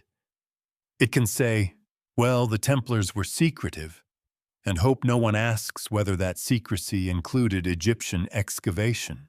It can say, Crusaders went to Egypt, and hope no one asks whether they went to Giza for hidden archives. It can say, the pyramids contain chambers, and hope no one asks what those chambers have to do with medieval knights. The legend survives in those pauses. And to be fair, those pauses are not empty of meaning. They reveal how people think about history when evidence runs out. Most of us do not naturally enjoy uncertainty. We prefer a story with intention. We like the idea that scattered facts are clues, not accidents. We want the past to behave like a mystery novel, where every object placed on the table in the first act will matter by the end. Real history is less courteous. It leaves things unresolved. It introduces people who vanish from the record. It preserves financial details while losing emotional ones. It records battles and forgets motives. It gives us monuments without complete explanations, accusations without clean verdicts, and institutions whose inner life cannot be fully recovered. The Templar pyramid legend tries to repair that incompleteness. It takes the fragments and arranges them into a satisfying pattern. The pattern is not historically proven, but the fragments are not meaningless. They are the reason the story feels harder to dismiss than a random fantasy. What the legend gets right, then, is not the expedition. It gets the atmosphere of possibility right. It recognizes that the Templars became mysterious because their real history contained secrecy, wealth, power, sacred geography, and a dramatic fall. It recognizes that Egypt mattered to crusader politics. It recognizes that the pyramids are genuinely ancient, complex, and filled with spaces that provoke the imagination. It recognizes that human beings have always attached sacred meaning to places, especially places that seem to outlast ordinary time. These are good ingredients. They simply do not bake themselves into evidence. And that may be the most useful way to handle the story. Not by sneering at it, and not by swallowing it whole, but by examining why it almost works. Because almost is where many myths live. They are close enough to history to borrow its authority, but far enough from evidence to remain flexible. The Templar expedition beneath the pyramids has not been proven, but the conditions that made people imagine it are very real. And sometimes, understanding those conditions brings us closer to the truth than chasing the chamber they invented. Chapter 13. What the legend gets wrong. The mistake at the heart of the Templar pyramid legend is not curiosity. Curiosity is the reason anyone studies the past at all. It is the impulse that sends people into archives, across deserts, through ruined cities, and into arguments with footnotes that may last several decades longer than anyone intended. Curiosity is healthy. Without it, history becomes a shelf of closed books. The mistake is conversion. The legend converts military ambition into secret exploration. It converts symbolic resemblance into historical contact. It converts silence into concealment. And most of all, it converts mystery into proof. That last conversion is the most dangerous one, because it feels almost natural. The pyramids are mysterious. The Templars are mysterious. Therefore, if they are placed together, the mystery appears to deepen. But two mysteries do not automatically explain each other. Sometimes they only create a larger fog. The first thing the legend gets wrong is the nature of crusader interest in Egypt. Egypt mattered deeply during the Crusades, but it mattered for reasons that were visible, urgent, and political. It offered wealth, strategic depth, military advantage, and control over a region that could reshape the balance of power around Jerusalem. Crusader leaders looked toward Egypt because losing it to a powerful rival could be disastrous. They did not need an ancient secret beneath Giza to justify their attention. This matters because the legend often borrows the fact of Crusader involvement in Egypt and quietly changes its meaning. It begins with documented conflict and ends with imagined excavation. The shift can happen so smoothly that it feels like one continuous argument, but it is not. A campaign is not a dig. An invasion plan is not an initiation rite. A military road does not become an underground passage simply because later storytellers prefer tunnels. The second mistake is treating later occult symbolism as if it were medieval evidence.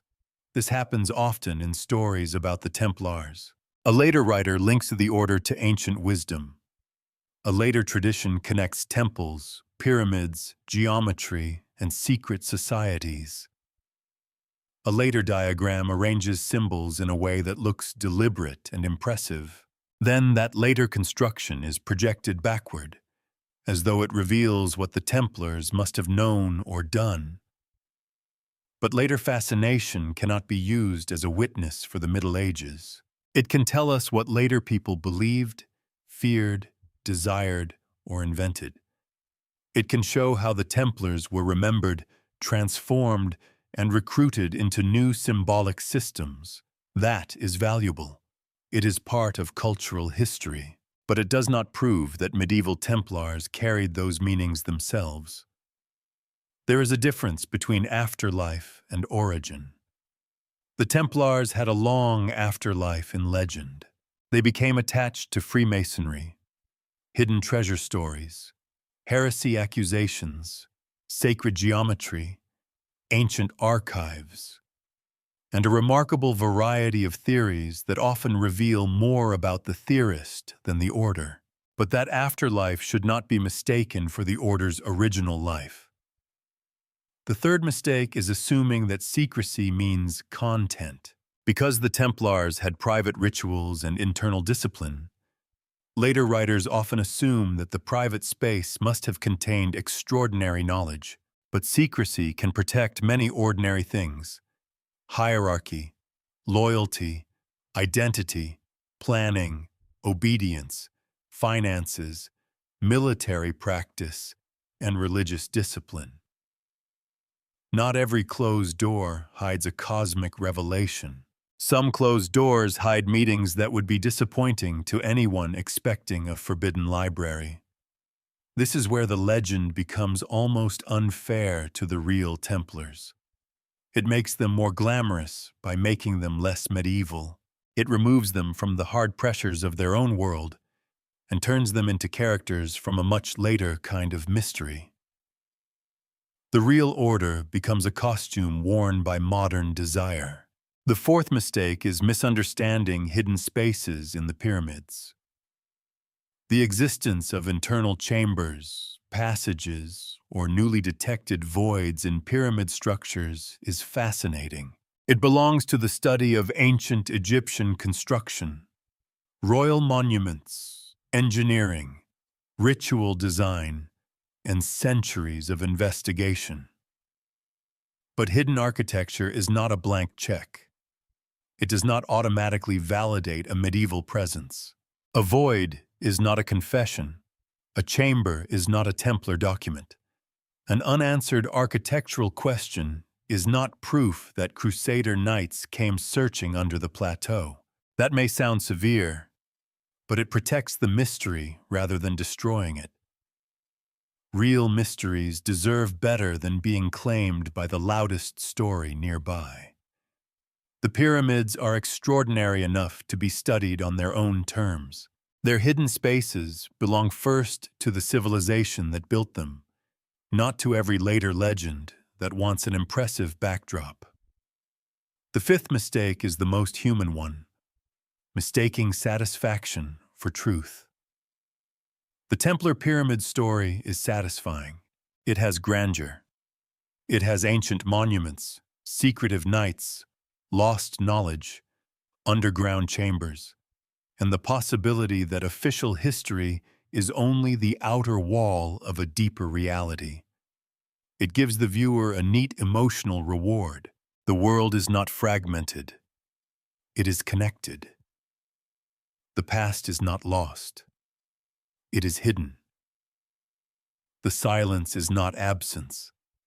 It is protection. But truth does not always feel satisfying. Sometimes the honest answer is uneven. Crusaders wanted Egypt for strategic reasons. The Templars became mysterious because they were powerful, secretive, wealthy, and violently suppressed. The pyramids attracted speculation because they were ancient, complex, and visually overwhelming. Later, writers fused these elements into a story that felt meaningful. That is a compelling explanation, but it does not open a hidden door. It only explains why we keep imagining one. There is also a moral problem in the legend, though it is easy to miss. When every ancient monument becomes a prop in someone else's secret history, the people who actually built it begin to fade. Egypt becomes a stage for European medieval fantasies. The pyramids become evidence in a story about Templars, rather than achievements of ancient Egyptian society with their own context, labor, belief, and political meaning. That distortion matters. A legend can admire a monument while still taking it away from its own history. It can praise the pyramid as mysterious while refusing to let it remain Egyptian. Instead, it turns the monument into a storage unit for whatever later tradition wants to find there. Careful storytelling should do the opposite. It should return things to their proper weight. The Templars belong to the crusading world, with all its violence, devotion, ambition, and contradiction. Egypt belongs to its own long histories, ancient and medieval, not merely to European projections. The pyramids belong to ancient Egyptian civilization before they belong to anyone's theory of lost wisdom. And later esoteric traditions belong to the history of later esoteric traditions. When we separate these layers, the story becomes less sensational, but more honest. The Templar pyramid legend gets wrong the thing it most wants to be true. That proximity, symbolism, and silence can substitute for evidence. They cannot. They can inspire questions. They can explain why a rumor formed. They can show how powerful certain images became. But they cannot turn an unsupported expedition into a documented event. The mystery does not vanish when we admit this. It changes shape. Instead of asking what the Templars found beneath Giza, we ask why later centuries placed them there. Instead of imagining a hidden archive under stone, we examine the archive of human desire, the longing for secret continuity, for lost wisdom, for history to contain one more room than scholars have allowed. That may not be the answer the legend promised, but it is the answer the evidence permits. Chapter 14. The real secret was reputation. By the time later writers began placing the Templars beneath the pyramids, the order's greatest possession was no longer land, money, or military strength. It was reputation. That may sound too abstract to compete with the image of a buried chamber, but reputation is one of the most powerful forces in historical memory. It can outlive documents. It can survive contradiction.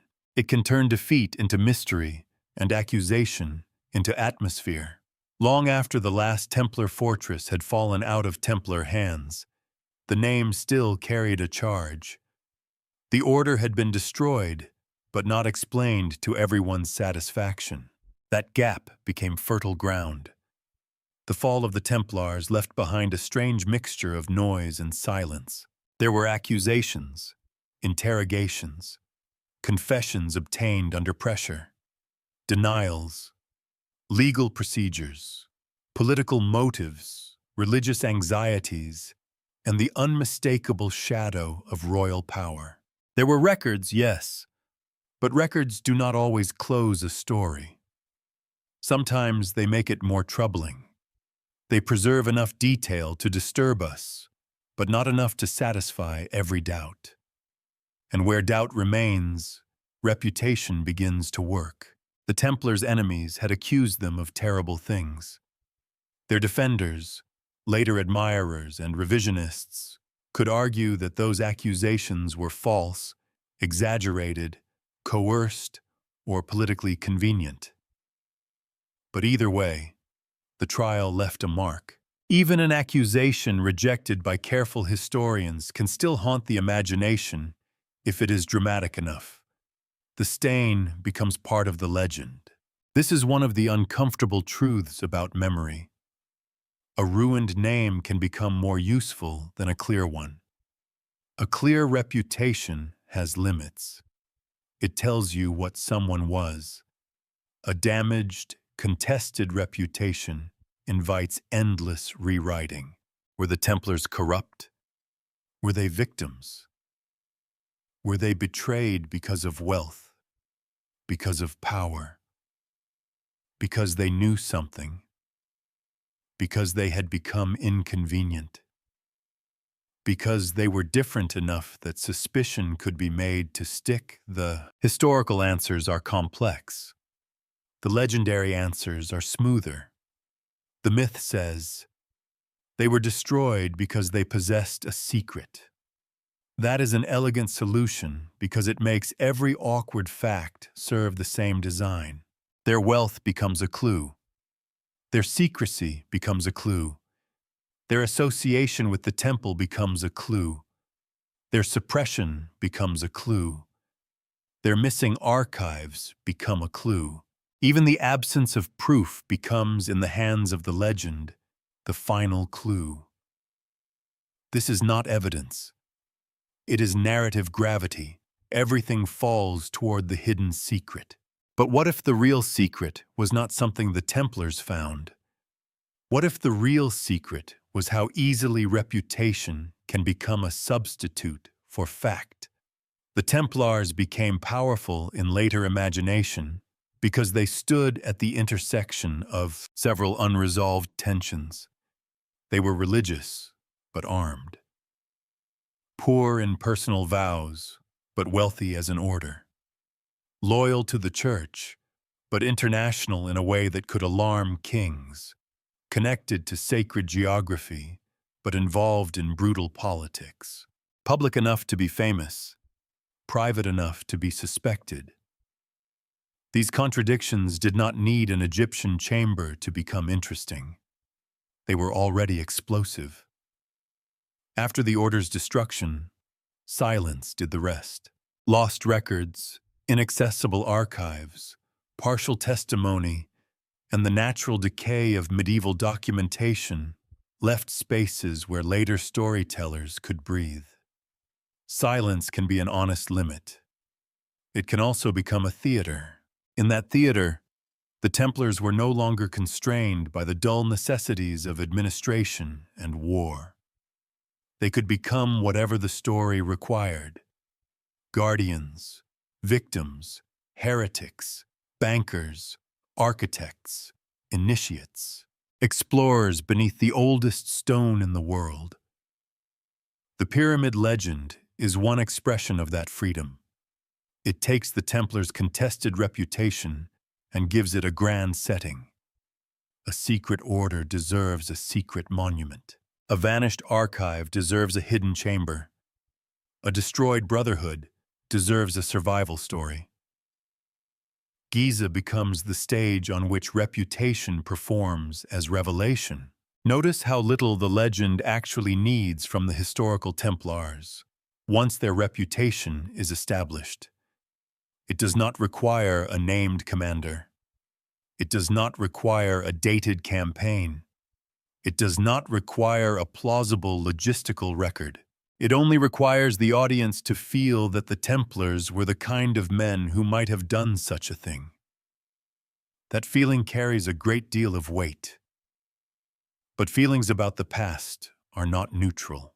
They are shaped by novels, films, occult histories, museum lighting, conspiracy culture, half-remembered school lessons, and the powerful romance of forbidden knowledge. By the time many people encounter the Templars, they are not meeting medieval soldiers. They are meeting an accumulated mood. The mood arrives first.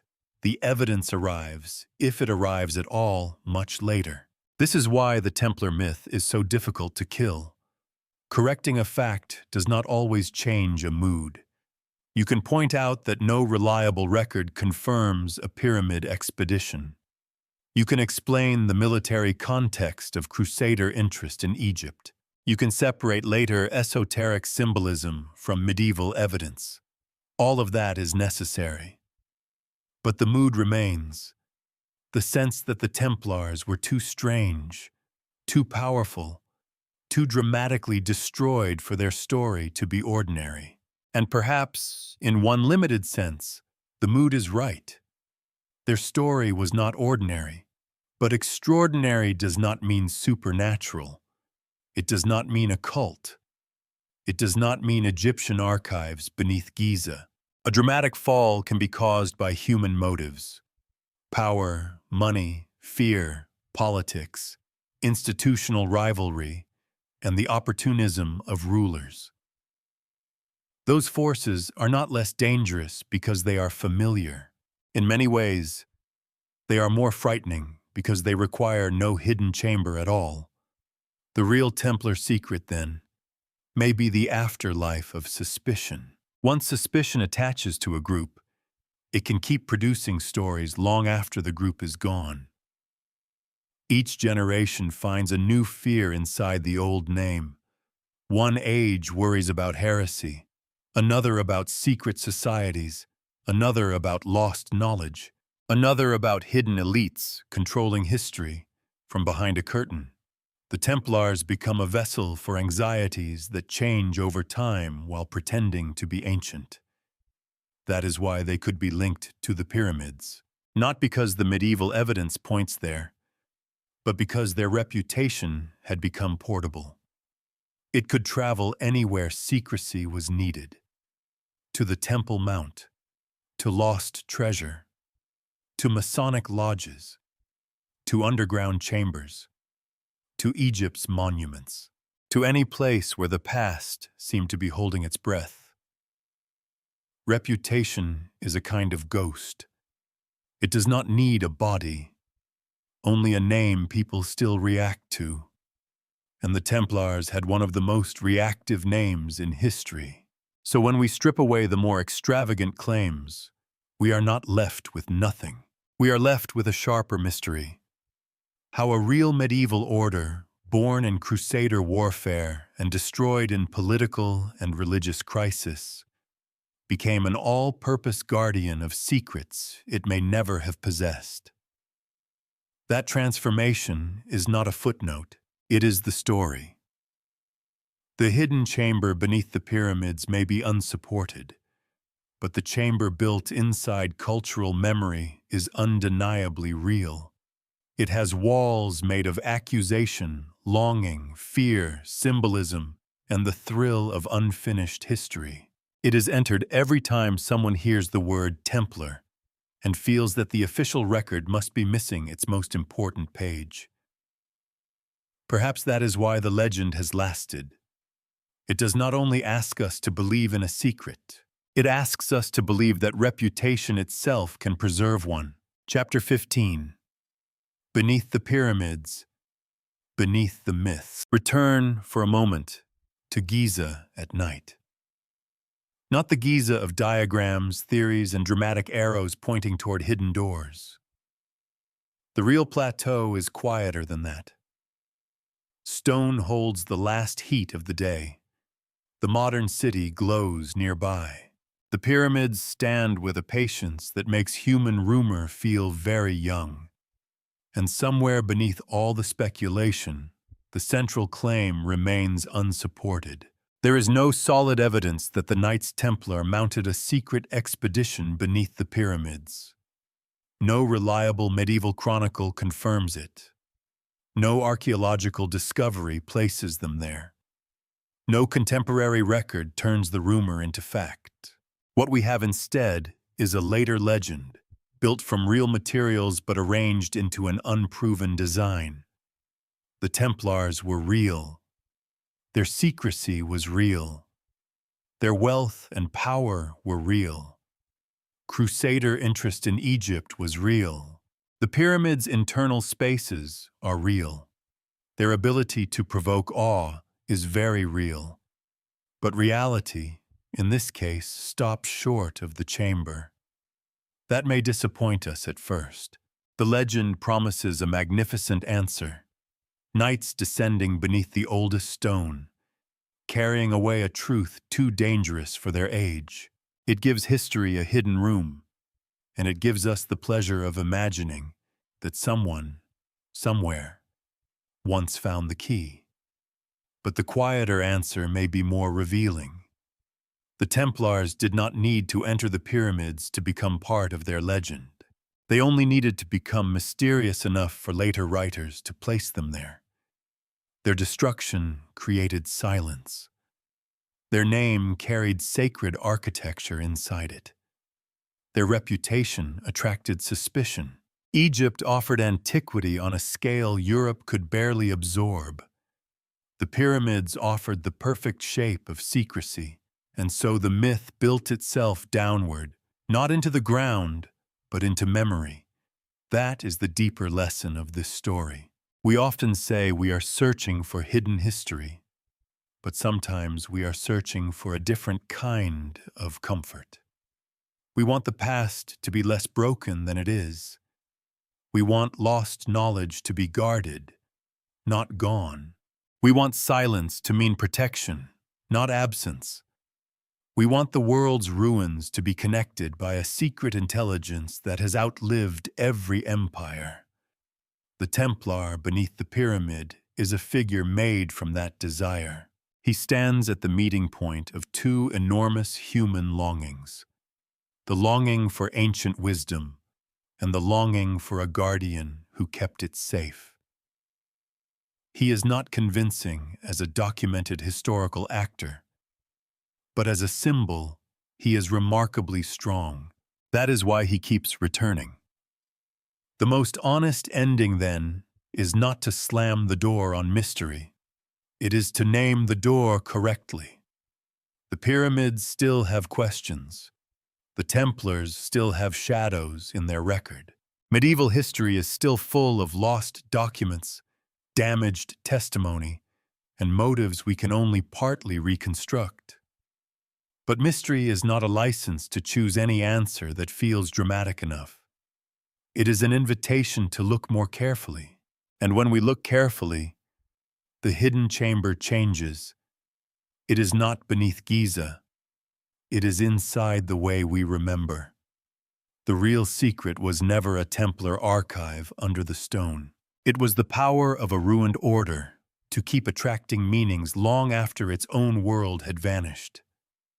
It was the power of the pyramids to make every age believe that something essential must still be sealed inside them. So perhaps the final question is not what the Templars found beneath the pyramids. It is why we keep hoping they found anything at all, because somewhere in that hope is a confession that we do not want history to be only fragments, mistakes, politics, and loss.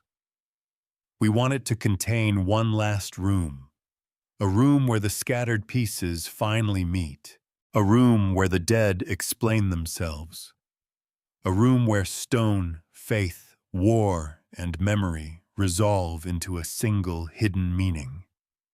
But history rarely gives us that room. It gives us traces, and it asks us to be brave enough to follow them only as far as they go.